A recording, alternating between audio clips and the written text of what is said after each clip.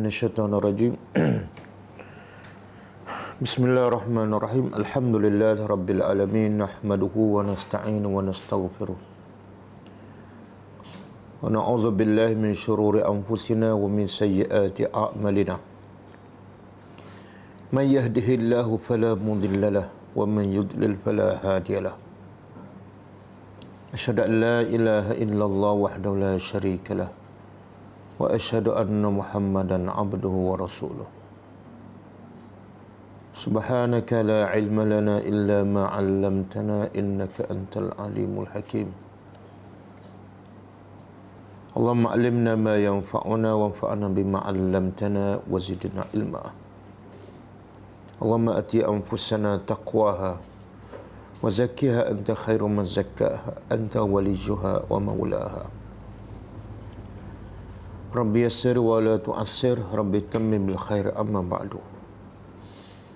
InsyaAllah pagi ini kita sambung tadabbur surah Al-A'raf ayat 1, 2,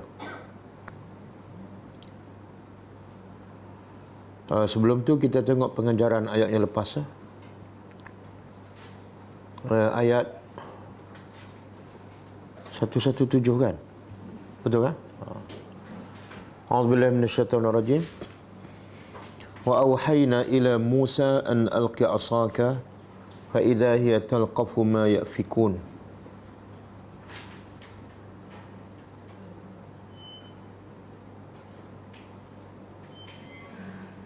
Pengajaran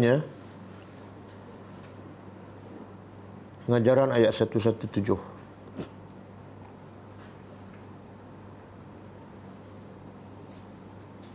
Islam adalah agama daripada Allah.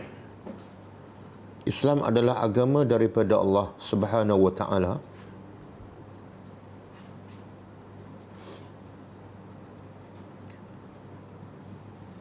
Maka sumbernya mestilah daripada Allah, bukan daripada manusia.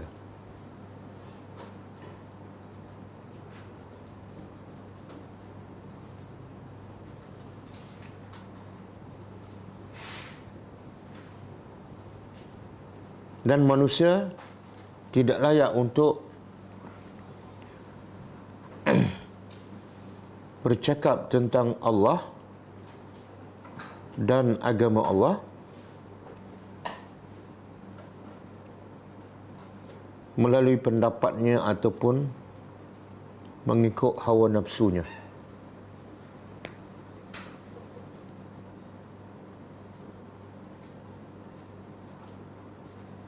Yang kedua,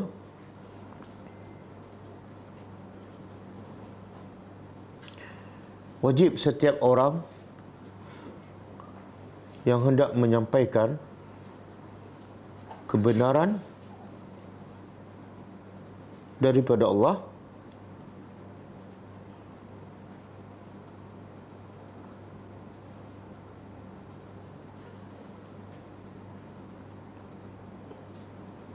mengetahui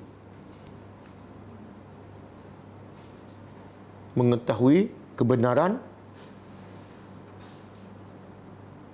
yang betul-betul datang daripada Allah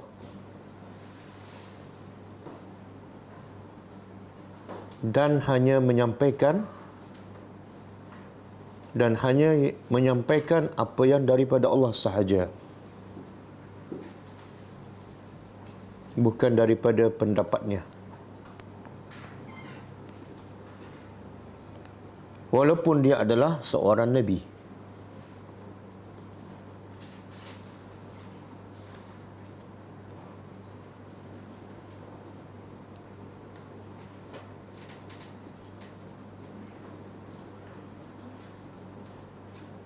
Yang ketiga, semua yang lain daripada kebenaran adalah kebatilan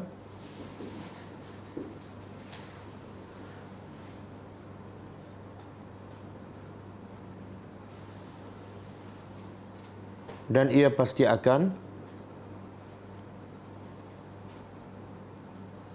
lenyap.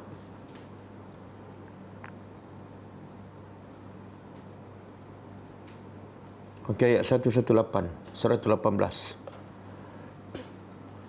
Waqa'al haqqu wa batala ma kanu ya'malun. Pengajarannya, kebenaran tetap akan menang dan tidak boleh dikalahkan sampai bila-bila.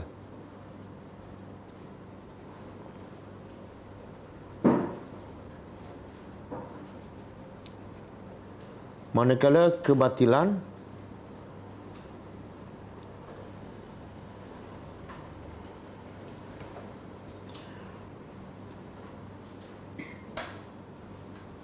dan apa yang berkaitan dengannya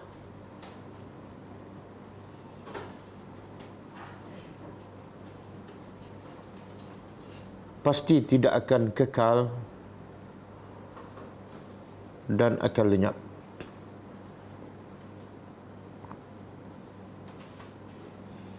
Ayat 119. Faghulibu hunalika wa anqalabu saghirin. Ayat 119. Pengajarannya,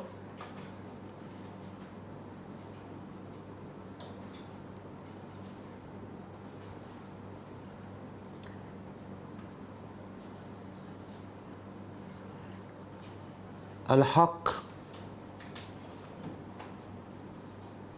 akan menjadikan seseorang itu mulia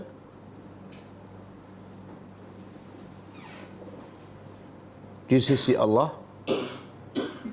dan di sisi manusia, manakala kebatilan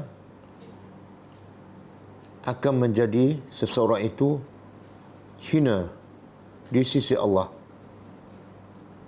walaupun mulia di sisi manusia.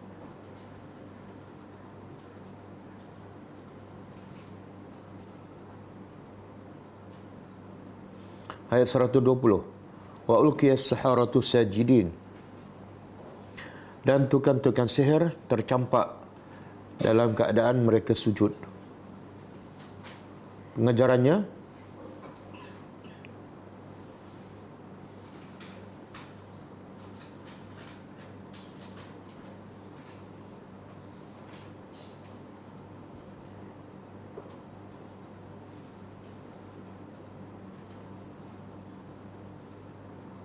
sekeras mana hati manusia akan menjadi lembut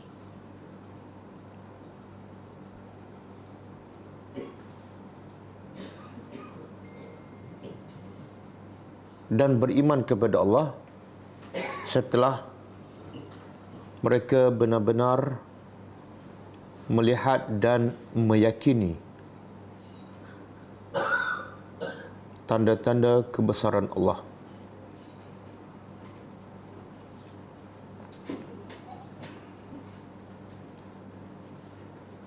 Yang kedua, hanya tanda-tanda kebesaran Allah sahaja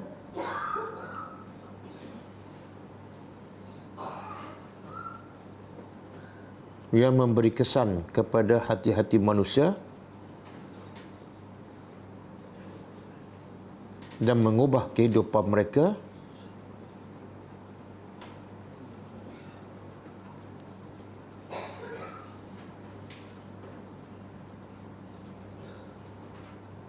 agar lebih mencintai akhirat daripada dunia.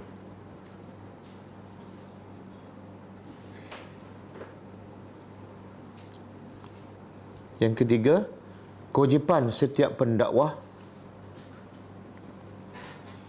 memahami dan menghayati setiap ayat-ayat Allah dalam Al-Quran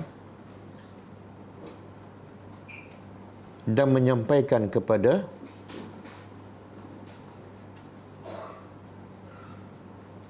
orang ramai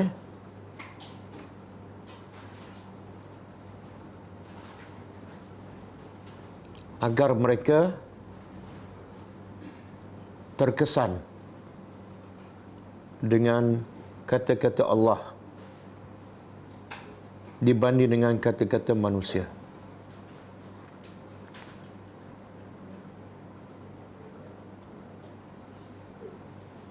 Okey, ayat 121 dan 122 sekaligus.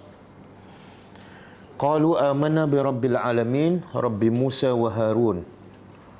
Tukang saya berkata, kami telah beriman dengan Tuhan pencipta sekalian alam dan juga ia Tuhan kepada Musa dan Harun. Pengajarannya,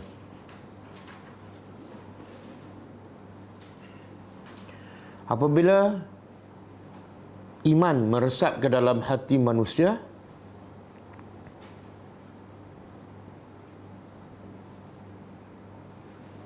dan mereka betul-betul kenal dan cintakan Allah,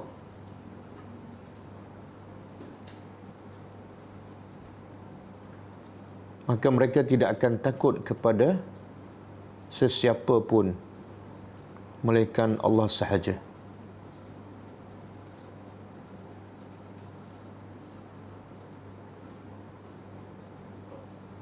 Yang kedua, Tuhan yang sebenar-benar layak disembah ialah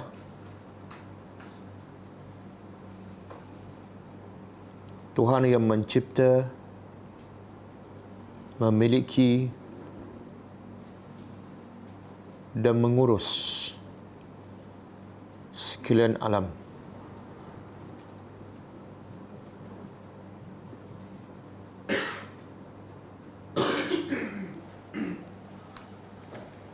Okey, cukup. Kita sambung tadabbur ayat seterusnya.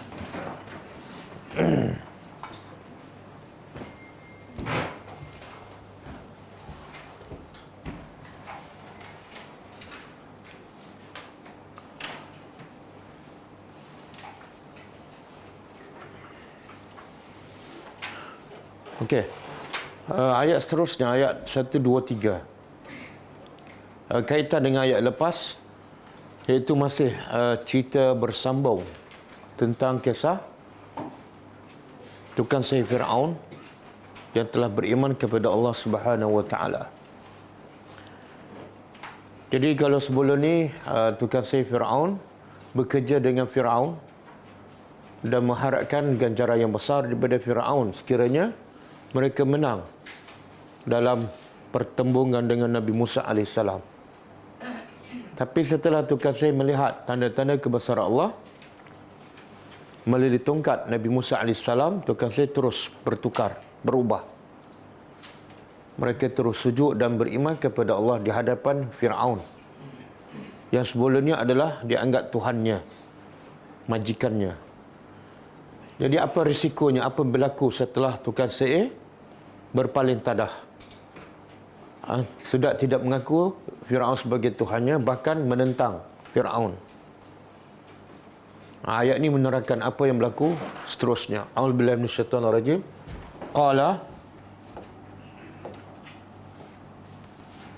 Qala Firaun telah berkata,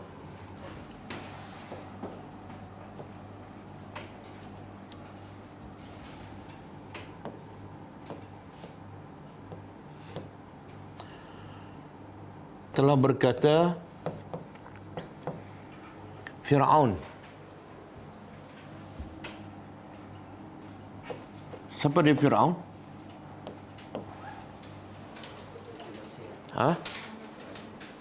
Dia bukan Firaun ialah bukan nama tapi gelaran. Gelaran kepada Raja Mesir. Kalau gelaran kepada Raja Rom, apa dia?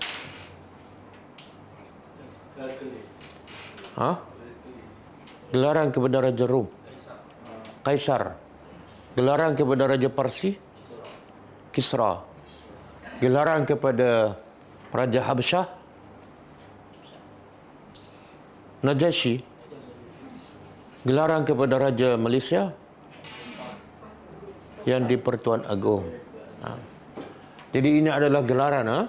Semua yang memerintah Mesir digelarkan sebagai Firaun, tapi namanya berbeza. Okey, telah berkata Firaun. Firaun yang mana ni? Yang zaman Nabi Musa AS. Berkata Firaun kepada siapa? Tukang sihir yang telah berpaling tadah, yang telah beriman kepada Allah. Amantum, adakah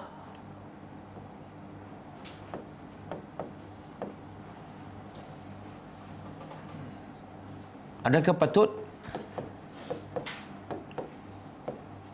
kamu beriman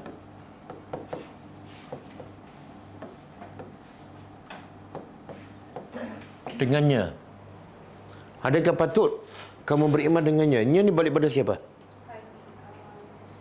Tuhan Musa, Rabbul Alamin. Qabla, sebelum an azana lakum,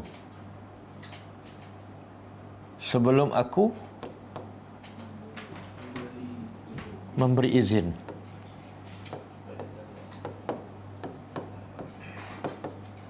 Lakum, kepada kamu.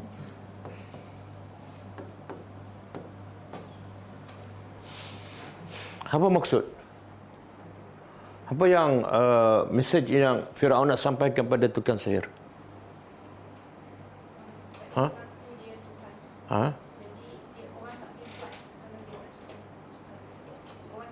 Maknanya melampaunya Firaun bukan setakat dia mengaku Tuhan, tapi sampai tahap siapa nak tukar Tuhan pun kena minta izin dengan dia. Melampau tak? Sekarang orang tukar parti kena minta izin tak ketua? Tak. Lompat kan?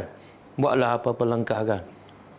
Tapi Firaun ni bukan nak tukar parti, nak tukar Tuhan. Nak tukar agama pun kena minta izin. Itulah tahap kelampauan Firaun. Kenapa kamu beriman kepada Tuhan itu sebelum kamu diizinkan oleh aku? Jadi Allah nak beritahu apa ni? Manusia bila dah melampau, kita kadang-kadang kita tak boleh membayangkan. Sampai tahap nak tukar agama pun kena minta izin dia. Okey, kemudian inna, sesungguhnya, hadza, ini, lamakrun, pasti. Lamakrun. Makrun apa dia? Muslihat ataupun tipu daya, ataupun perancangan jahat. Tipu daya yang makartumuhu, yang kamu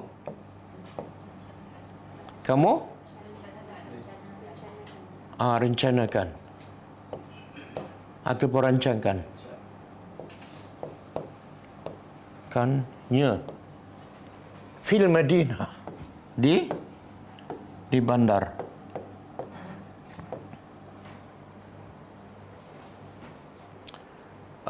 Ini semua adalah perancangan jahat kamu. Perancangan siapa? Tak. Ma taraktumuhu, perancangan kamu dengan Musa. Kamu tu tukang sihir lah. Perancangan kamu iaitu tukang sihir dengan Musa di mana? Di bandar Mesir. Di bandar. Perancangan apa ni? Menjatuhkan Firaun. Okey, sekarang Firaun tuduh kepada siapa? Sihir. Tukang sihir. Kenapa dia tuduh dan adakah tuduhan itu logik? Kenapa tak logik?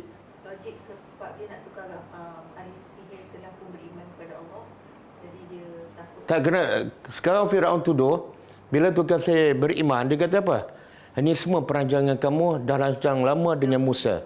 Mana kamu dah jumpa Musa, dah rancang apa semua, kamu buat langkah berkesyaratan lah. Kemudian bila bertembung, inilah sebenar perancangan kamu. Sebenar tuduhan tu masuk akal tak? Masuk akal tak? Tak, kenapa tak? Mula-mula Firaun cari semua, kumpulkan semua ahli sihir yang terbaik dalam Mesir. Dan Musa pernah jumpa tak tukang sihir tu? Tukang sihir tu siapa yang cari? Firaun yang cari. Musa datang daripada Madian. Kan, datang nak berdakwah. Tak ada langsung perancangan, bahkan nak jumpa tukang sihir pun, Ibu Musa pun tak ada masa pun. Datang, Allah perintah berdakwah. Tiba-tiba Firaun tuduh tukang sihir yang dia sendiri kumpul buat perancangan jahat dengan Nabi Musa. Tuduhan tak masuk akal. Firaun tahu tak? Dia mereka-reka tuduhan. Tahu kan? Dan tuduhan tu tak masuk akal. Kenapa dia tuduh juga? Sebab dah tak ada Ha? argument, dah tak ada Inilah ciri-ciri pemimpin yang zalim. Bila dia kalah hujahkan, sebelum ni kan dia minta pada Musa, bawa bukti kamu. Bawa bukti kamu. Kononnya dia tu adalah demokrasi lah. Kita berhujah. Bila Musa tunjukkan tongkat dan betulkan jadi ulah, dia kata apa? Dia buat tuduhan, tukang sihir. Tadi dia minta bukti demokrasi. Dan bila Musa tunjukkan tongkat, dia kata apa lah? Ini sihir. Maka dia kata, okey, kita berlawan sihir. Sebab Firaun dengan tukang sihir yakin Musa akan kalah. Tapi bila tukang sihir yang kalah dan tukang sihir beriman, dia pergi tuduhan yang kedua. Apa dia? Oh, kamu dah ada buat langkah-langkah tertentu. Dah pernah jumpa kan? Di Madinah kan? Apa perancangan kamu ni? Litukhriju. Untuk kamu tukhriju apa dah? Kamu keluarkan ataupun usir. Keluarkan minha darinya ahlaha, penduduknya. Penduduk apa ni? Penduduk Mesir. Kamu tukang sihir ini merancang dengan Musa untuk menjatuhkan kerajaan Firaun dengan tujuan untuk mengusir penduduk Mesir. Siapa penduduk Mesir? Bagi Firaun, Mesir itu negara dia. Jadi penduduk dia, bangsa dia lah. Jadi dia buat tuduhan bahawa tukang sihir berpakat dengan Musa untuk jatuhkan kerajaan Firaun dan untuk mengusir bangsa Kipti daripada Mesir. Kenapa tuduhan yang kedua tu? Sebab nak usir satu negara, jadi penduduk dia akan marah juga bersama dengan Dia nak bangkitkan semangat kebangsaan kepada penduduk ini, bangsa Kipti. Ini negara kamu. Bila ada orang merancang nak usir kamu, apa kewajipan kamu? Pertahankan. Tentang habis-habisan Musa dengan tukang sihir. Sebab aku tak ada kepentingan, tapi mereka nak usir kamu, kamu kena buat sesuatu. Boleh faham? Tengok tuduhan-tuduhan yang apa ni? Biasa tuduhan pemimpin yang zalim semua tak masuk akal. Tapi kenapa dah tak masuk akal, dia tuduh juga? Ha?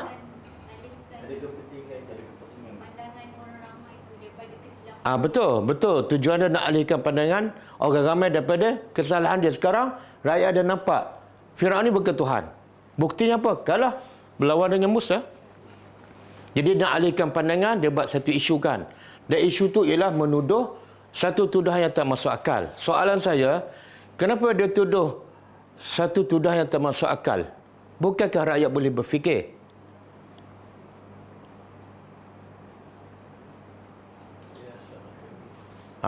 Balik pada ayat 10 ni saya pernah sebutkan. Fastakhaffa. Saya tengok ayat apa ni? Fastakhaffa qaumahu fa'ata'uhu. Fastakhaffa, maka Firaun khaffa, khaffa ni meringankan. Maksud di sini ialah memperbodohkan kaumnya. Lalu fa'ata'u, kaumnya pun taat pada Firaun. Jadi rakyat Firaunnya, jawapannya ialah sebab rakyat Firaun memang bodoh. Jadi tuduhan tak masuk akal pun dia tak boleh fikir. Sebab apa? Sebab satu, dia bodoh. Yang kedua, dimomokkan dengan ni, diusir. Dengar diusir tu dia tak fikir dah. Tuduhan tu tak masuk akal. Betul tak? Sama tak dengan rakyat di mana-mana? Kalau kamu tak undi, habislah. Habislah negara kita, apa semua kan, dijajah dan sebagainya. Kan? Kalau kamu tak undi, gelap masa depan anak-anak kamu. Jadi dia tak fikir sangat tuduhan tak masuk akal, tapi fikir risiko tu. Kenapa terkesan? Sebab dia diperbodohkan. Nampak? Jadi taktik mengekalkan kuasa dengan memperbodohkan rakyat. Siapa yang mula? Siapa yang ikut? Saya tak tahu. Saya tak mau duduk sesiapa.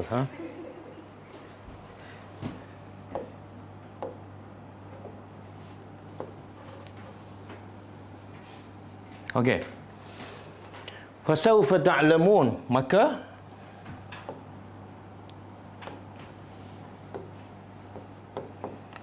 saufa apa dah? Kita belajar bahasa Arab dah. Selepas saufa apa dah? Fa'al mudhari'. Apa tanda dia? Saufa. Apa makna saufa? Akan datang. Ada satu lagi sin. Apa beza sin dengan saufa? Sin dalam tempoh yang dekat. Akan datang tapi dekat. Kalau saufa akan datang tapi lagi jauh. Biasa dalam terjemah dia terjemah kelak. Maka kelak ta'lamun, kamu akan tahu. Apa maksud ni? Fasawfa ta'lamun. Ha? Bukan. Ini adalah ayat ugutan. Walaupun 2 patah aja. Kamu akan tahu apa dia akibatnya. Kalau kamu terus beriman, tak balik pada agama asal, kamu akan tahu. Dia kalau orang penakut dengar 2 ayat ni pun dah takut kan? Kalau polis kata, jaga kamu. Jaga je, takut tak? Tak takut. Tu ada masalah, aku tak takut. Okey, kita pergi ayat seterusnya. Ini. Kelak kamu akan tahu apa dia. Inilah amarannya. La uqatti'anna. Pasti. Uqatti'anna. Aku akan potong.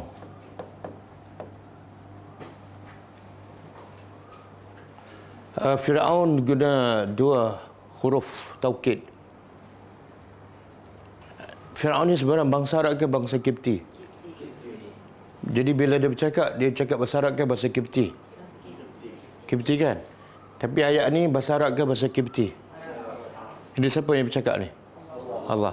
Jadi Allah cakap, Allah terjemah baliklah apa yang dicakap oleh Firaun. Kalau Allah cakap apa yang Firaun cakap, kita faham tak? Tak sampailah message. Pasti aku akan potong aydiakum. Tangan-tangan kamu. Wa arjulakum, dan arjul. Arjul jamak apa? Kalau satu rijlun. Rijlun. Jamaknya, pluralnya arjul. Arjulu. Kalau yadun, tangan. Yadun, tangan. Satu. Kalau jamak, kalau banyak, inilah ni. ID. Ada orang nama ID kan? Ada kan? Cuba tengok tangan dia berapa. Jadi dari segi makna salah sebab ID tu lebih pada 2. Kalau dia 2 tangan tak boleh namakan ID. Okey, ada satu lagi perkataan rajulun. Huruf sama, ra, jim, lam. Tapi baris berbeza, rajulun. Kan? Jadi kalau rajulun, kaki. Kalau rajulun, lelaki. Jamak kepada rajulun apa dia? Rijalun. Rijalun. Ini semua ada dalam Quran ni. Arju, rijal pun ada. Okey. Amaran keras Firaun pada Tukasih yang telah beriman ialah, pasti sesungguhnya aku akan potong tangan-tangan kamu dan kaki-kaki kamu. Min khilaf, dari khilaf ni makna dari bersilang. Maksudnya potong tangan kanan, kaki kiri, ataupun tangan kiri, kaki kanan. Kenapa? Sebab nanti tak boleh buat kerja. Dan kalau potong tangan kanan dan kaki kiri, tak boleh buat kerja juga. Kalau potong tangan kanan dan kaki kiri, mana lebih baik? Tangan kanan dan kaki kanan ataupun bersilang? Dua-dua tak baiklah. Cuma kita nak tahu kenapa bersilang. Lebih susah. Kalau kaki kanan dipotong, kemudian tangan kanan juga dipotong, dia susah nak berjalan. Kalau nak pakai tongkat, nak pegang dengan tangan dah tak boleh, kena potong. Jadi kalau potong kaki kanan dan tangan kiri, dia boleh bertongkat dan tangan ni boleh. Kan? Itu pendapatlah. Supaya orang ni mungkin ada harapan boleh berjalan dan akhirnya lepas tu dia beriman. Bukan beriman, lepas tu dia murtad. Dia murtad. Okey, lepas dipotong kaki dan tangan, semua kemudian la usallibanna, pasti aku akan salibkan. Apa makna salib? Salib ni mana letak orang tu di batang kurma, paku tangan kat batang kurma dan kaki. Sama ada dalam keadaan hidup ataupun mati. Yang Allah kata pada Nabi Musa apa? Orang Kristian menganggap mereka bunuh Nabi Musa kan? Dan mereka mensalibkannya. Maka Allah menafikan. Allah kata apa? Wa ma qataluhu wa ma salabuhu. Allah menafikan. Sebenarnya mereka tidak pernah membunuhnya, iaitu Isa. Dan mereka tidak mensalibkan Isa. Yang mereka bunuh orang lain. Yang mereka salib orang lain. Ha. Kata Abdullah bin Abbas, orang yang pertama kat dunia yang memotong tangan dan kaki secara bersilang dan menyalibkan manusia ialah Fir'aun. Fir'aun. Jadi aku akan salibkan kamu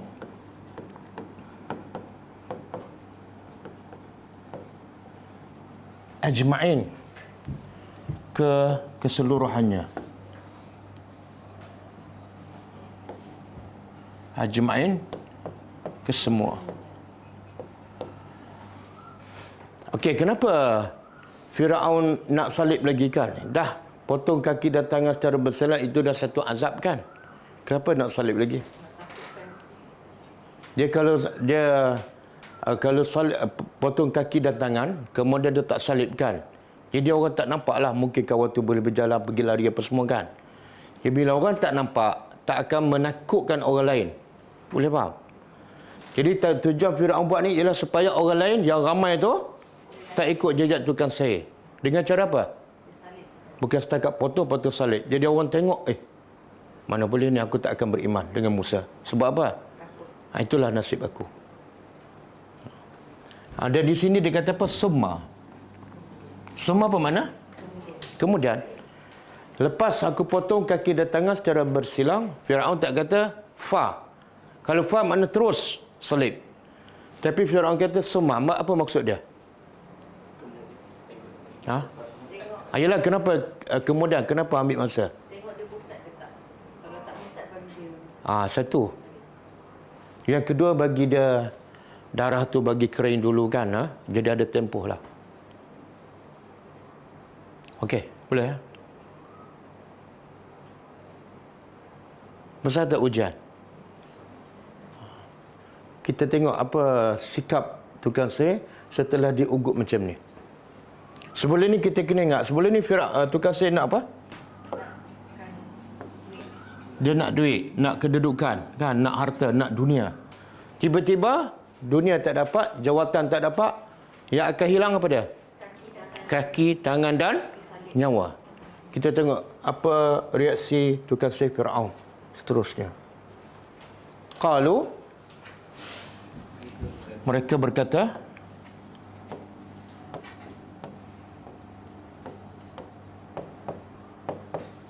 inna, sesungguhnya kami ila rabbina. Bila sebut ila rabbina di awal, berbeza dengan sebut ila rabbina di akhir. Kita pernah belajarkan berapa kali dah kita jumpa. Kalau ayat munqalibuna ila rabbina, dia susun ayat sebenarnya macam ni lah, kan? Bahasa Melayu pun macam ni. Kami kembali kepada Tuhan kami. Kan? Bukan kepada Tuhan kami kembali. Bahasa Melayu tak ada ayat kepada Tuhan kami kembali. Tak ada. Bahasa Melayu macam ni susunan dia. Kami kembali kepada Tuhan kami. Kan? Tapi dalam ayat ni Allah terbalikkan. Ila Rabbina, Allah awalkan. Bermakna apa? Makna Tuhan saya ni tahu. Bila kami mati, kami tak akan balik pada sesiapa. Firaun pun tak, mak bapak pun tak. Hanya jumpa Allah sahaja. Hanya kepada Rabbina, pencipta kami, munqalibun, kami kembali. Okey, boleh faham tak? Sebelum ni Firaun ancam nak potong kaki dan tangan cara bersilah. Yang kedua, nak salibkan. Tiba-tiba tukang sihir jawab macam ni, kami nak balik pada Tuhan. Apa kaitan dengan ancaman Firaun? Apa dia? Kenapa dia buat ayat ni? Kami balik pada Tuhan. Sebab kalau dia mati nanti dia terus ke syurga. Kalau mati dia hilang tangan ke, kena salib ke. Jadi kalau kamu potong ke, kamu tak potong ke, kami hidup ke, kami tak disalib ke, kami tetap mati. Jadi kamu buat apa pun, kami akan tetap mati. Jadi yang pasti beda. Kami nak mati jumpa Allah dalam keadaan beriman. Kamu nak potong, potonglah. Kalau kamu tak potong pun, mati juga. Jadi mana lebih baik? Tangan kami tak dipotong, kami tak disalib, kami dapat jawatan, tapi akhirnya kami mati dan jumpa juga Allah, tapi dalam keadaan tak beriman. Daripada kami dipotong, disalib, kami mati juga, tapi mati dalam keadaan beriman. Mana lebih baik? Yang kedua, kan? Tapi kalau kita duduk tepat tukang sihir, kita pilih yang mana? Ini bukan nak hilang jawatan ni. Bukan nak potong gaji. Bukan nak sambung PKP. Bukan nak penjara. Nak potong kaki, potong tangan dan salib. Rasanya susah, kan? Pengajaran yang paling besar apa dia ni? Pengakhiran. Pengakhiran dia. Sebab sebelum ni Yalah, kita belajar, kita tahu, kan? Tapi pengajaran untuk kita. Pengajaran untuk kita apa dia? Sebab tukang sihir ini, dia lama tak dia beriman? tak. Berapa lama? Daripada pagi tu, Tak, ada pendapat mengatakan sekitar 15 minit je. Sebab tukang sihir campak, lepas tu Musa campak, lepas tu terus dia sujud. Lebih kurang 15 minit je. Terus beriman, terus bertukar. Tak takut langsung dah sebelum ni. Nak duit, nak dunia. Tiba-tiba hilang semua, bahkan diugut, dipotong semua, hilang semua rasa takut. Kita dah lama tak beriman. maknanya dia betul-betul ikhlas. Tak jawab soalan. Kita dah lama tak beriman. Dah lama, kan? Dah berapa tahun? Dah lama tak ikut kelas tadabbur. Tapi kadang-kadang bukan nak dipotong kaki dan tangan. Kadang-kadang nak bangun malam pun susah, kan? Ya Allah, susahnya, kan? Kenapa? Siapa yang bangun malam terus hilang tangan? Tak ada, kan? Tapi kenapa susah? Bangun malam je. Betul, kan? Kenapa susah? Kita dah lama Islam. Kadang-kadang nak bercakap yang benar pun takut tu. Takut orang kata. Takut kena buang kerja, kan? Walaupun kita dah lama beriman, dah lama tadabbur, banyak ayat kita dah. Yang tukang sihir ni dengar, nampak berapa ayat? Satu je. 15 minit. Bertukar 180 darjah. Itu yang Nabi kata apa? Salasun man kunna fihi wajada halawatul iman. Ada 3 perkara. Siapa yang ada pada diri dia, dia akan dapat rasa kemanisan iman. Tukang sihir dah rasa kemanisan iman. Sebab apa? Dia ada 3 perkara ni. Bila ada rasa kemanisan iman, dia tak takut dah. Nak hilang tangan, silakan. Sebab hilang tangan, kau dapat apa? Syurga. Tangan tak hilang, masuk neraka. Kan? Apa dia 3 perkara tu? Ayakunallahu wa rasuluhu ahabba ilaihi mimma siwahuma. Pertama, Allah dan Rasul lebih dia cintai daripada selain daripada Allah dan Rasul. Sekarang dia nak pertahankan iman. Dia kena korbankan apa? Tangan, kaki dan nyawa, kan? Yang pertahankan iman siapa yang suruh? Allah. Allah, kan? Jadi dia lebih sayang iman dia daripada tangan. Dia akan rasa kemanusiaan iman. Jadi akhirnya potong tangan dia tak rasa sakit. Sebab apa? Kemanusiaan iman. Seolah macam ni lah. Apa ni? Macam orang nak ada penyakit bahaya. Doktor kata, kamu kalau nak hilang sakit ni, yang dah lama, yang sangat bahaya ni, kamu kena potong kaki. Dia ada kisah tak doktor nak potong kaki? Dia sakit menderita mungkin dah 10 tahun. Tiba-tiba doktor kata, kalau kamu potong kaki, hilang semua penderitaan kamu 10 tahun. Dia akan kisah tak hilang kaki? Tak. Sebab apa? Dia senang-senang je saya. Sebab kepala dia fikir apa? Hilang sakit. Kenapa tukang saya tak rasa menderita dipotong kaki, hilang nyawa? Sebab apa? Kepala dia fikir apa? Syurga kekal abadi. Cara kita berfikir menghilangkan musibah. Cuba buka surah ni. Surah Asy-Syu'ara ayat 51.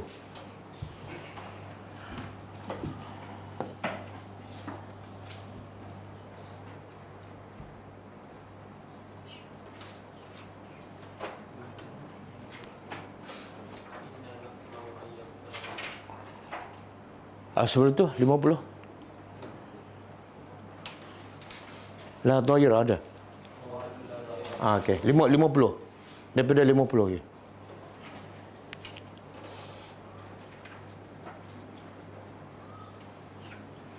Dia kisah tukang sihir Firaun yang beriman dengan Firaun disebut dalam surah Al-A'raf yang kita belajar dan juga disebut dalam surah Asy-Syu'ara dan juga surah Taha. Okey, ayat 50 ni, sebelum ayat ni, ayat 49, iaitu Firaun ancam. Sama dengan sebelum ni lah, ayat Al-A'raf. Apa kata Firaun? Adakah patut kamu beriman kepadanya sebelum aku izin ke kamu? Dan di sini, surah Asy-Syu'ara, bukan Asy-Syura, ayat 50. Kalau ayat Al-A'raf, Firaun tuduh Musa dengan tukang sihir buat apa? Buat pakatan. Kan? Langkah-langkah. Tapi dalam ini, tuduhan yang berbezalah. Apa dia kata? Innahu lakabirukum allazi 'allamakumus sihra. Bila tukang sihir kalah dan tukang sihir beriman, Firaun tuduh. Sesungguhnya pastilah Musa itu adalah kabir. Apa makna kabir? Ketua besar kamu yang 'allamakumus sihra, yang mengajar kamu sihir. Jadi tukang sihir Firaun yang hebat-hebat tu, yang Firaun sendiri kumpul daripada semua bandar, siapa tu guru dia? Masuk akal tak? Musa membesar dalam istana Firaun. Tuduhan yang langsung tak masuk akal. Kemudian fala saufa ta'lamu sama. Kemudian kata Firaun, aku akan potong kaki dan tangan kamu secara bersilang. Di sini tak ada summah dan aku akan salib kamu. Semua sekali. Okey, ayat 50. Apa jawapan tukang sihir Firaun yang dah beriman? Qalu, mereka berkata, la dhaira. La dhaira, dhaira daripada dur. Tidak ada mudarat. Apa yang tidak ada mudarat? Sebenar kalau tangan kita dipotong ada mudarat tak? Adalah kan? Tak ada, main saya potong. Kaki kita dipotong, ada mudarat tak? Ada. Kalau kita disalib, ada mudarat tak? Tapi apa kata tukang sihir? La dhaira, tak ada mudarat pun. Apa maksud tidak ada mudarat? Sebab ni dia tak kisah. Sebab apa yang kamu buat sedikit pun tak memudaratkan iman aku. Bahkan semakin mantapkan. Jadi sekarang ada tukang sihir ada dua pilihan. Satu, nak selamatkan fizikal dia, anggota badan. Yang kedua, nak selamatkan iman. Satu, memudaratkan fizikal. Yang kedua, memudaratkan iman. Antara dua persimpangan. Kita kalau ada dua pilihan tu, satu memudaratkan iman, yang kedua memudaratkan fizikal. Yang mana kita pilih? Biasanya fizikal. Sebab itulah untuk menjaga fizikal kita, kita sanggup buat apa saja. Betul kan? Orang kata pakai mask. Pakai walaupun lemas. Pakai 2 lapis. Pakai. Allah kata pakai tudung. Kalau tak, kamu akan dibakar. Tak pakai-pakai pun. Sebenarnya pakai tudung dengan pakai mask, yang mana lebih menampakkan muka cantik? Pakai tudung dengan pakai mask, yang mana lebih menampakkan muka cantik? Kan perempuan biasa nak tunjuk muka kan? Nak tunjuk muka ke nak tunjuk rambut? Yang paling utama. Nak tunjuk muka kan? Okey kan? Tuan suruh tutup kepala. Muka nampak lagi tak? Tapi tak tutup. Kerajaan KKM suruh tutup mask. Nampak tak muka? Tak nampak. Rugi tak orang tak nampak muka kita?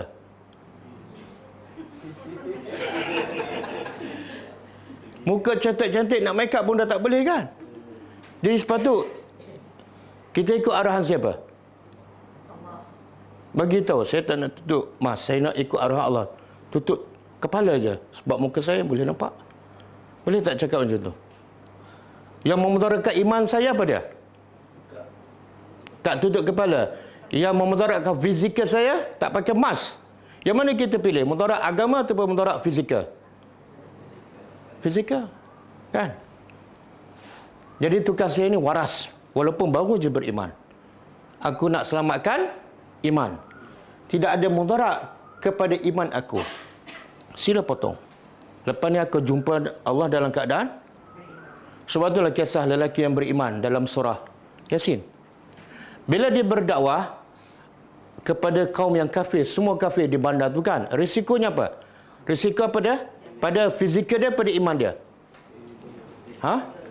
Fizikal dia. Tapi kalau dia tak beriman, risiko pada apa? Maka dia pilih yang mana? Bila mudarat kepada fizikal. Dan betul tak dia dibunuh? Lepas dibunuh, apa Allah cakap? Wakila dukhul jannah. Apa masalah aku dibunuh untuk aku masuk syurga yang kekal abadi? Sebab tu dia seronok tak bila Allah kata masuk syurga? Dia kata apa? Tak, dia cakap bahasa Arab lah.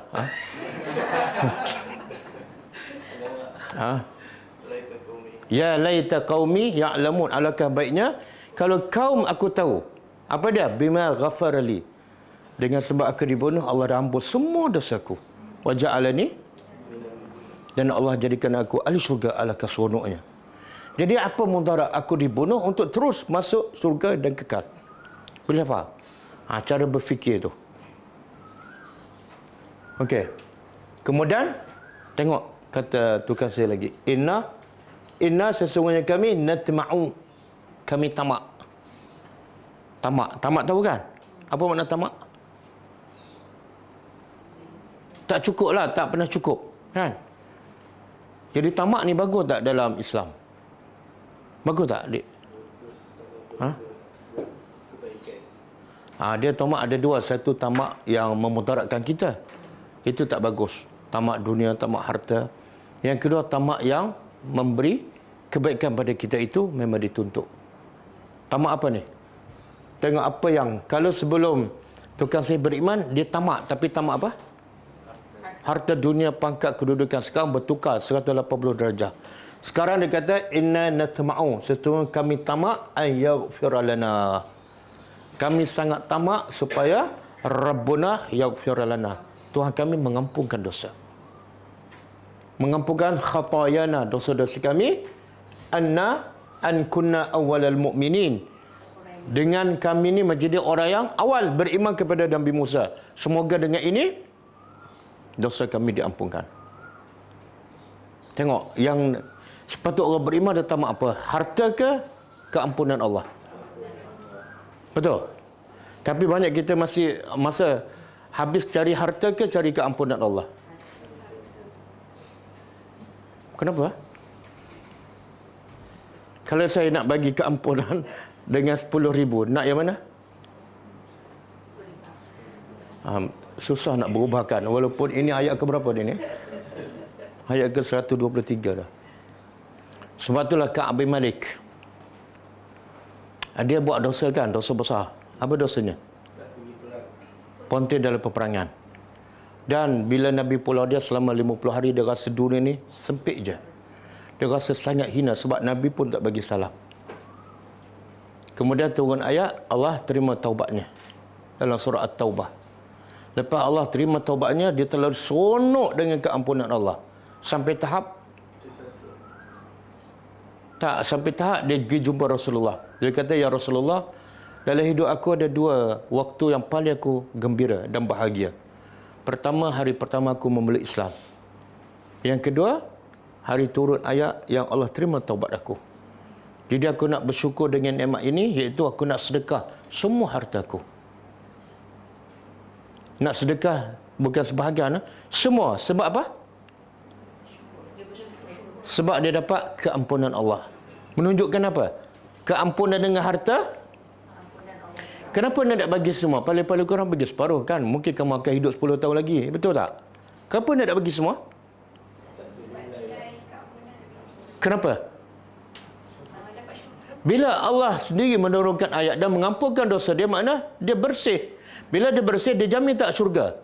Bila dia jamin syurga, ada nilai tak lagi harta walaupun 10 bilion? Tak ada nilai. Tak ada nilai. Kan? Sebab itulah tukang sihir Firaun dia kata, dulu aku tamak dunia sebab aku tak beriman, sebab aku tak tahu akhirat. Sekarang aku dah tahu. Kamu nak potong-potong. Sebab sekarang aku tamak ialah keampunan Allah. Okey, kita balik pada ayat kita. Satu lagi, sorry. Surah ni 82, surah yang sama. Surah Asy-Syu'ara 82. Sebenarnya yang tamak kepada keampunan ni bukan tukang sihir Firaun sahaja, tapi semua orang beriman, bahkan para nabi pun. Para nabi juga tamak. Ni, ayat 82. Ini kisah Nabi Ibrahim AS. Apa kata Ibrahim? Wallazi, Tuhan yang atma'u. Aku? Tadi yatma'u kan?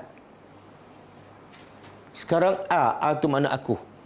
Aku ni ialah Nabi Ibrahim. Nabi Ibrahim kata, Tuhan yang aku sangat tamak an yaghfira li khati'ati, agar dia mengampunkan dosa-dosa aku bila yaumaddin.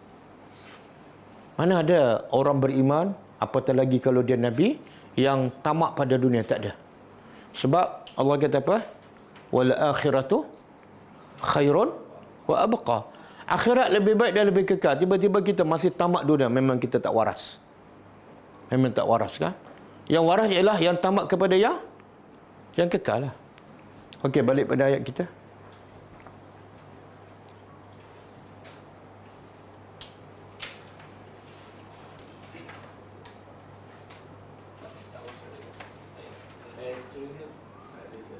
Tak ada? Boleh masuk? Ustaz, yang kemanisan iman tu lagi turun syari. Nak saya kena begitu juga ke? Okey, yang kedua. Wa an yuhibbal mar'a la yuhibbu illa lillah. Bahawa dia tidak suka pada seseorang melainkan kerana Allah. Tak adalah kerana kepentingan, kerana duniawi kan. Dia suka pada suami kerana Allah, dia suka pada isteri kerana Allah, dia suka pada sahabat dia kerana Allah. Kan yang 7 golongan dapat bayangan arasy Allah. Salah satunya apa? 2 orang berjumpa kerana Allah dan berpisah pun kerana Allah. Orang macam ni akan dapat kemanisan iman. Ustaz, macam mana kita nak tahu kita jumpa orang tu kerana Allah? Apa maksud kita jumpa orang kerana Allah dan berpisah kerana Okey. Ada satu hadis yang maksud dia seorang lelaki nak pergi ziarah kawan dia. Jadi Allah utuskan malaikat yang berupa manusia bertanya pada lelaki ni, "Kamu nak ke mana ni?" "Aku nak jumpa kawan aku, sahabat aku." Malaikat yang berupa orang bertanya, "Kamu pergi untuk apa?" "Betul-betul kerana Allah." Malaikat bertanya lagi, "Ada tak selain pada itu? Contoh nak pinjam duit ke, nak luah perasaan ke?" Kan? Tak ada, tak ada. Betul-betul kerana Allah. Maka malaikat bagi tahu, "Aku diutuskan oleh Allah bahawa Allah sayang pada kamu. Dan Allah perintah pada malaikat supaya beritahu semua penduduk langit bahawa Allah sayang pada orang ni. Dan semua penduduk langit sayang pada dia. Jadi nak tahu kita pergi kerana Allah, ada tak kerana nak pinjam duit? Tak ada. Nak tanya apa khabar, macam mana keadaan agama kamu kan? Ha? Kalau ada masalah, bagi tahu kalau saya boleh bantu, saya bantu. Tapi biasa kita tak pergi kerana tujuan itu kan. Kalau kita pergi, mesti setelah dia jemput. Betul? Dan kalau kita datang ke majlis ni, kita datang kenapa? Kita boleh jadikan maksud berjumpa dengan Allah seperti dalam majlis ni. Kalau datang sebab apa? Ustaz, saya pun duduk rumah pun duduk saja juga. Kawan ajak datang je lah. Bukan kerana Allah. Kan? Ustaz, saya nak test tengok ni. Sebab orang kata semakbuk ni nampak sangkik lah. Bukan. Okey? Yang ketiga, dia sangat benci untuk kembali kepada kufur sebagaimana dia benci dicampak dalam api. Siapa suka dicampak dalam api? Sangat-sangat benci, sangat-sangat dia elakkan. Maka begitulah bencinya balik pada kufur sebagaimana dia benci dicampak dalam api. Jadi tukang sihir Firaun ni benci tak balik pada kufur. Sampai tahap dia tak kisah pun. Seolah dia benci kalau dicampak dalam. Tapi kita tengok ada satu kisah lagi, Ashabul Ukhdud. Ingat kisah Ashabul Ukhdud. Qutila Ashabul Ukhdud an-nari zatil waqud. Surah apa tu? Tak tahu juga. Ayat surah ni bermula dengan was-sama'i zatil buruj. Surah apa? Sebab ada perkataan buruj baru tu. Okey, Qutila Ashabul Ukhdud kan. Dia kisahnya bermula daripada gulam tu, budak tu. Yang asalnya tak diajar sihir tapi akhirnya dia beriman. Dan setelah budak tu dibunuh, rakyat beriman kan. Sekelip mata je, lebih kurang sama dengan tukang sihir Firaun. Bila hampir semua rakyat beriman, raja tu dah takut. Dia akan jatuh. Sebab rakyat dah beriman kan. Maka raja gali parit yang besar dan nyalakan api an-nari zatil waqud yang begitu besar. Kemudian raja paksa, siapa yang tak murtad, terjun dalam parit yang penuh dengan api. Semua sekali, tak ada satu pun yang terkecuali. Segera terjun. Tak ada seorang pun beralasan ke ataupun murtad balik. Dan last sekali ada seorang, apa? Disebut dalam hadis sahih, seorang ibu yang sedang menggendong bayi. Dia bukan takut, tapi dia rasa macam bersalah sebab anak dia yang masih bayi tak berdosa. Kenapa aku nak terjun dengan dia? Maka disebut dalam hadis, bayi itu bercakap pada mak dia, ya ummah, wahai ibuku, innaki ala haq, kamu di atas kebenaran, terjun. Terus terjun, dah mati semua. Nampak tak? Itu mana iman dah masuk meresap dalam hati, dia tak takut dah. Dia bukan nampak api kat dunia, dia nampak apa? Api akhirat. Kalau aku tak masuk api kat dunia, yang sekejap aku akan masuk api yang kekal abadi. Jadi dalam kepala api yang kekal, yang ni api sekejap, masuk je. Boleh? Okey, kemudian kata tukang sihir Firaun, wa ma tankimu. Ada terjemah, tak apalah. Wa ma tankimu, dan tidaklah kamu berdendam. Tukang sihir Firaun berkata pada Firaun, tidaklah kamu berdendam minna, ke atas kami. Kamu nak balas dendam ni, nak potong kaki tangan dan nak salib kepada kami, melainkan illa an amanna, melainkan sebab kami telah beriman dengan bi ayati rabbina, dengan ayat Tuhan kami. Ayat Tuhan kami yang mana ni? Lamma ja'atna, ayat yang telah datang kepada kami. Okey, apa maksudnya? Apa dia? Satu, iman tu akan boleh meresap tu dengan apa? Ayat. Kalau cakap kosong, main lawak-lawak pula akan meresap tak masuk? Tak. Agama tak boleh main-main. Ya? Sebab tu kena, bila kita sampai ke Islam, kena sampai ayat yang Rabbina. Barulah meresap, barulah berubah 180 darjah. Satu. Yang kedua, tukang saya nak beritahu, Firaun menghukum mereka tu hanya sebab apa? Adakah tukang sihir buat jenayah? Adakah tukang sihir rasuah? Adakah tukang sihir longsap duit rakyat? Tak ada. Habis kenapa dihukum? Ha? Ialah kenapa dendam dan dihukum? Sebab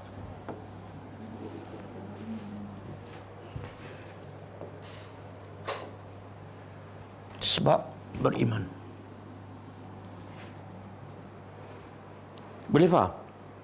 Jadi jenayah yang paling besar, yang paling bahaya kepada pemimpin yang zalim, rasuah.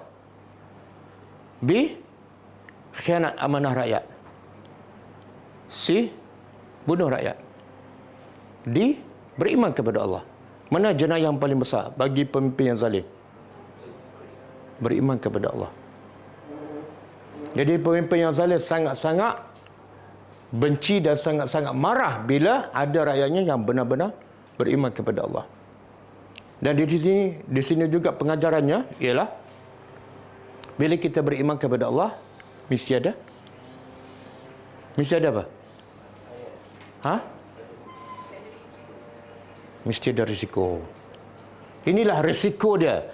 Bila kita betul-betul beriman dan kita berubah, risikonya apa? Sampai tahap bukan hilang jawatan, bukan dipotong gaji, bukan dibuang kerja, bukan dipenjara, tapi sampai tahap dipotong kaki dan tangan dan disalib.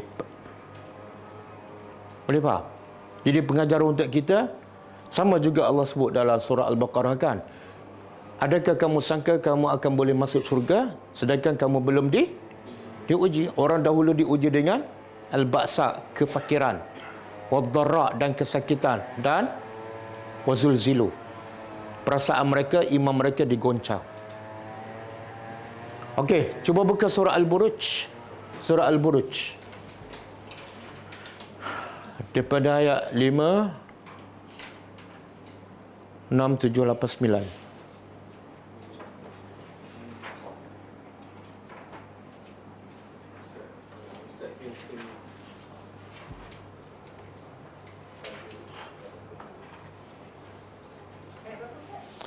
Lima, 6, 7, 8, 9. 5 hingga 9.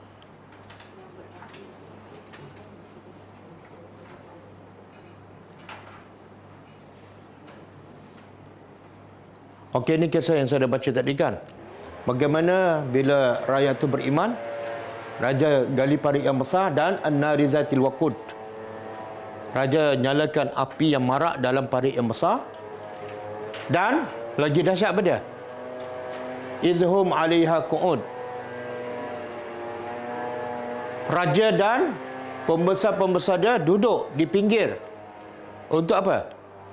Untuk menonton bagaimana orang beriman dibakar hidup-hidup. Makna apa tu? Hati mereka dah tak ada perasaan. Bukan setakat dia jatuh hukuman, tapi dia tengok sendiri dengan mata. Itu adalah macam hiburan bagi mereka. Kemudian Allah kata wahum ala ma yaf'aluna bil mu'minina syuhud. Mereka atas apa yang mereka lakukan pada orang beriman, syuhud, mereka menonton, menyaksikan. Sekarang ada tak pemimpin yang zalim tangkap orang dan bunuh? Pemimpin itu tengok tak? Tak, pemimpin duduk kat istana. Yang buat orang lain kan? Jadi pemimpin sekarang zalim macam mana sekalipun, dia tak tengok proses pembunuhan orang yang menentang dia. Tapi pemimpin dulu syuhud, menyaksikan depan mata. Jadi bagi mereka orang beriman dibakar itu adalah sebagai hiburan. Kemudian kata orang Allah begitu, wa man naqamu. Pemimpin yang zalim yang membakar orang beriman hidup-hidup, tidaklah mereka dendam kecuali hanya kerana apa? Ayyu'minu billah.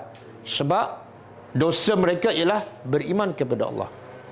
Hanya risiko bila orang tu benar-benar beriman dan iman tu mengubah kehidupannya. Okey, kita balik pada habiskan ayat tadi.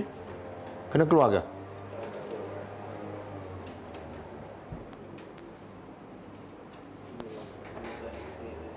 Okey. Apa?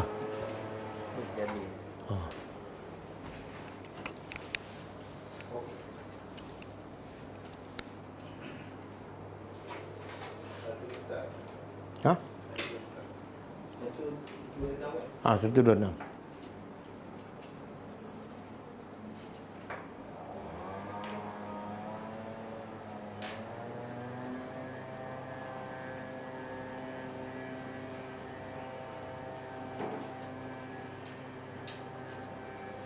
Okey. Macam mana tukang sihir itu boleh berjaya menghadapi ujian yang sangat berat tu? Baru je beriman tapi berjaya menghadapi ujian yang sangat berat sehingga hilang nyawa. Ini senjatanya. Rabbana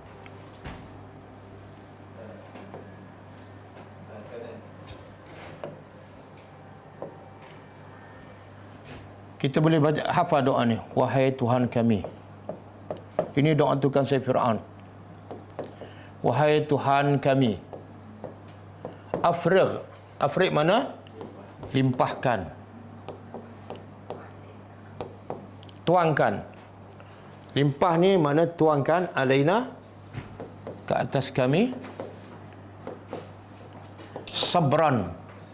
Kesabaran.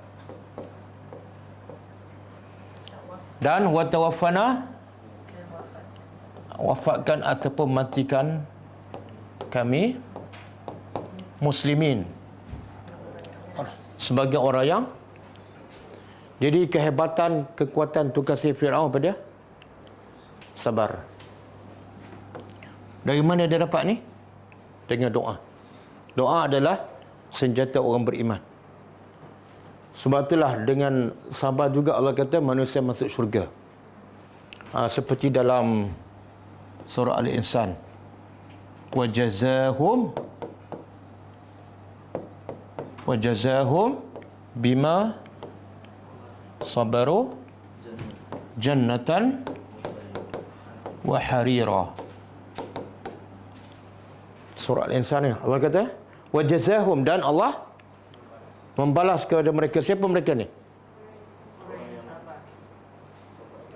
Yang surah Al-Insan sebelum ayat ni, Al-Abrar. Al-Abrar yang suka bagi makan pada orang, bagi makan pun tak mengharapkan balasan walaupun ucapan terima kasih. Maka Allah kata Allah balas kepada mereka dengan sebab sabar mereka. Allah tak kata amalan. Amalan mereka semua tak boleh buat kalau tidak ada sabar. Allah balas apa? Dengan sebab sabar. Jannatan, surga, dan harira. Tempatnya terbaik surga dan pakaiannya pun terbaik, iaitu sutra. Okey. Jadi boleh kita hafal doa ni. Afriq ni apa makna? Kenapa dia minta limpahkan? Ha? Kita ada tak sabar? Kita ada tak sabar? Ada tapi tak melimpahkan. Separuh, 20% je. Ya. Benda kecil-kecil boleh sabarlah, kalau benda besar kan tak boleh. Jadi dia minta sabar yang lengkap, penuh. Sebagaimana kata Nabi Yaqub, apa senjata Nabi Yaqub untuk sabar untuk mendidik anak-anaknya yang 10 orang tu. Fasbir sabran jamila. Sabar yang cantik lebih kurang samalah. Limpahkan hati kami dengan kesabaran yang penuh. Dan akhirnya watawaffana. Nampak tak matlamat?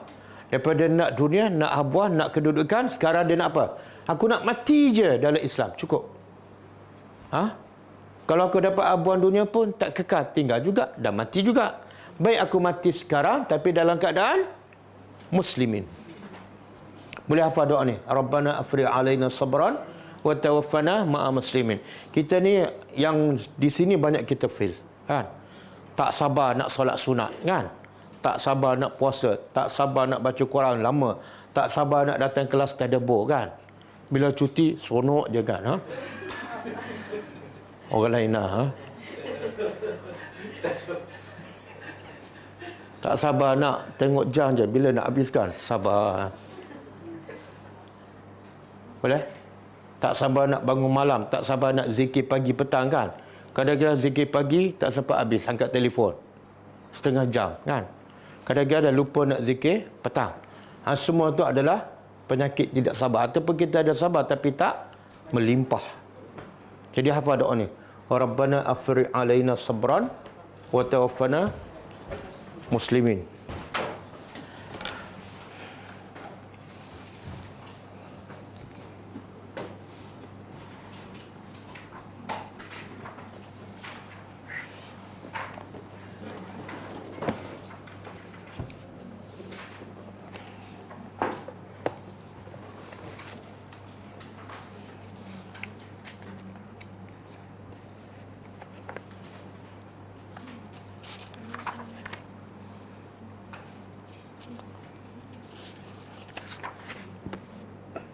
Okey.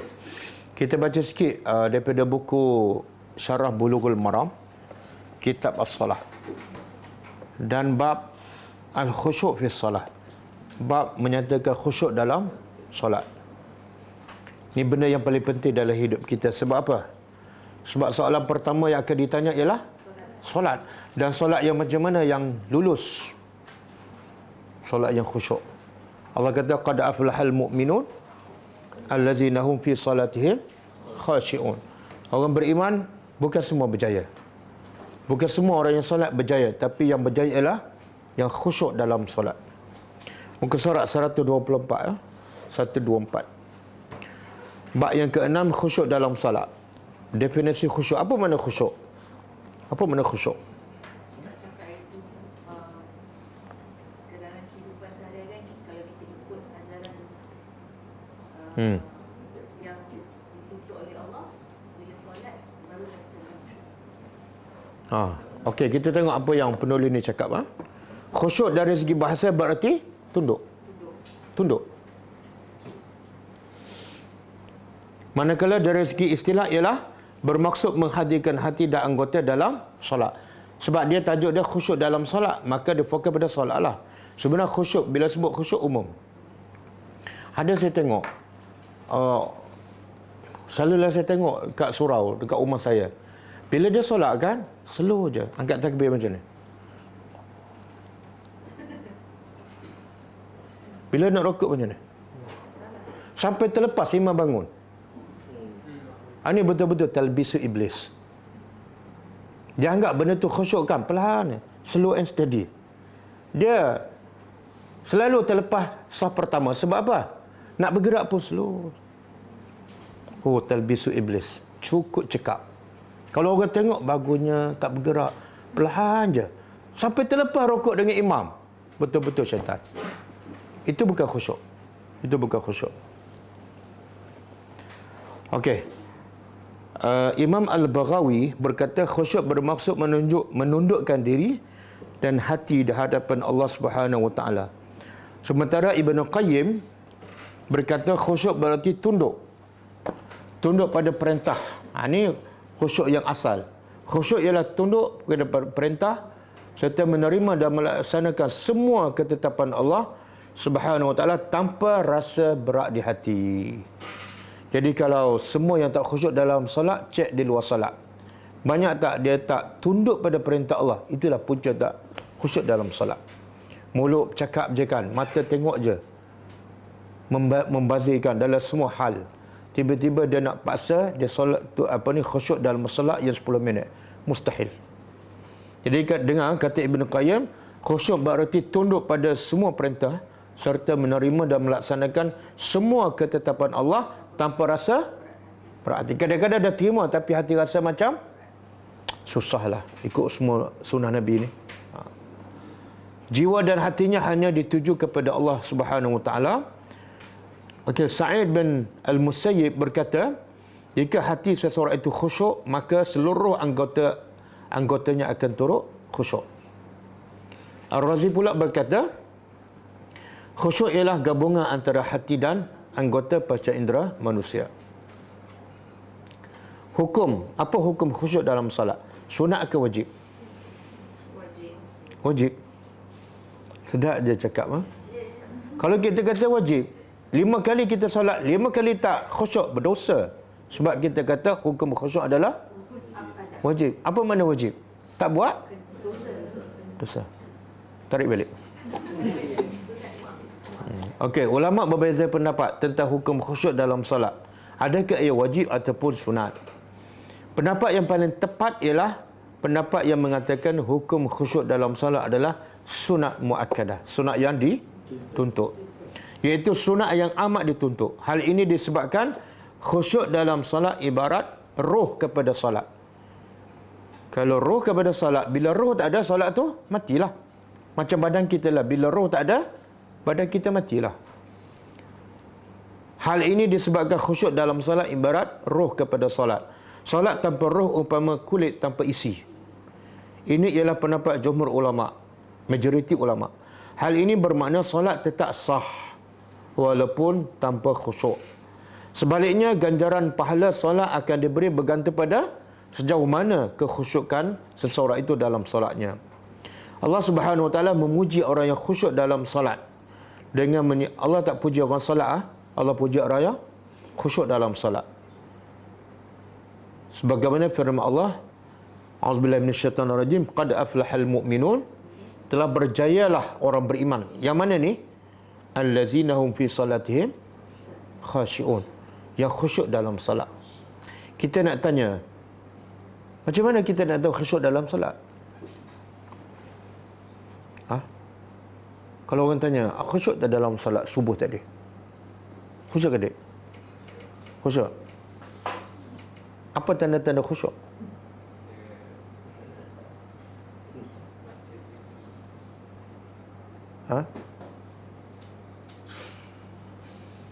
Baca surah pendek ke panjang? Panjang surah Baqarah ke surah Ali Imran? Dia pertama sekali, kalau lelaki, petanda paling awal khusyuk ialah salat mesti ikut cara Nabi. Termasuklah salat Jumaat. Siapa yang tak salat Jumaat, tiba-tiba dia mendakwa dia khusyuk salat di rumah. Tak betul. Sebab apa? Orang yang tak salat di masjid zaman Nabi, Nabi nak buat apa? Nak bakar. Macam mana kamu kata khusyuk sedangkan Nabi nak bakar? Ya. Jadi kalau salat tak sama dengan Nabi, itu asas salat yang tidak khusyuk. Okey, tanda-tanda nanti kita bincang kemudian. Menurut Syekh Al-Haddad, solat yang baik ialah solat yang dilakukan dengan penuh khusyuk, membaca bacaan yang betul, memahami maksudnya, dan dalam keadaan rendah hati di hadapan Allah. Kadang-kadang kita pergi dalam keadaan kita orang kaya, berjawatan kan, sejadah pulak besar kan, orang nak rapat pun kita elak, memang tak khusyuk lah. Tidak ada rasa rendah diri. Menjauhkan fikiran daripada urusan duniawi yang dapat mengganggu kekhusyukan salat. Okey. Sebenarnya ada satu lagi pendapat, hukum khusyuk dalam salat. Pendapat majoriti ulama, sunat muakkadah. Satu lagi pendapat, wajib. Apa dalil? Dikata ayat, qad aflahal mu'minun allazina hum fi salatihim khashi'un. Allah kata, mukmin yang berjaya ialah yang khusyuk. Bila kamu tak khusyuk, kamu tak berjaya. Jadi hukum khusyuk wajib. Bahkan pendapat ni mengatakan, kalau kamu tak khusyuk, kamu kena ulang balik salat sebab kamu belum berjaya. Boleh faham? Dia ada hujah juga. Ada hujah. Okey, hadis kita baca akan datang insya-Allah. Insya-Allah kita jumpa lagi malam ni kalau bahasa Arab.